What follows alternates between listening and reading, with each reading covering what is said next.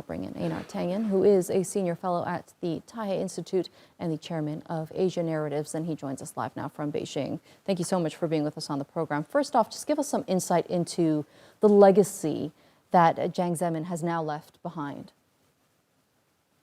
Well, he'll be remembered as coming in to power shortly after Tiananmen Square. He WTO, the Olympics bid, taking China on its own path. He was certainly an economic liberal, but he was not the classic political liberal.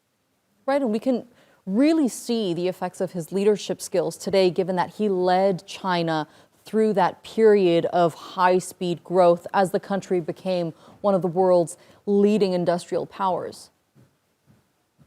Yeah, I mean, there's a major labor dividend that was used to put China ahead. Remember, when he came into power, China did not have resources. They did not have, vast amounts of industrial capacity. They barely had an infrastructure. They were really struggling. They didn't have reserves or anything. So he pioneered, along with the party, this idea of creating infrastructure as the means to wealth, not only individually, but also for the country. So they did a lot of these build, own, turnover projects, which were very successful in creating the infrastructure that they needed, whether it was ports, electricity, power, railways, roads, etc. And that led to this double-digit growth.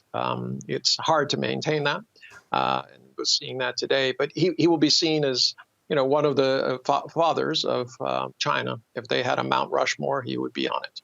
Right, and his death comes at a time where China is seeing some of its most serious protests since the Tiananmen protests. How serious are these protests, and where do you think it's leading to? Well, I mean, that's often a question that's put forward, and there's this expectation that somehow China is about to falter. The truth is, up through just till recently, there was frustration, but the Chinese central government was seen as in very favorable light, 95% approval rating by the people. And these were surveys done by Pew and by the groups like Harvard University and things like that. So fairly reliable, but frustration. People seeing the World Cup and thinking, well, why can't we be like that? Each country has its own unique way of doing it. China is, to an extent, a victim of its success. They were able to contain COVID, and therefore within China, people felt safe. And unfortunately, that meant that they did not get the COVID vaccine.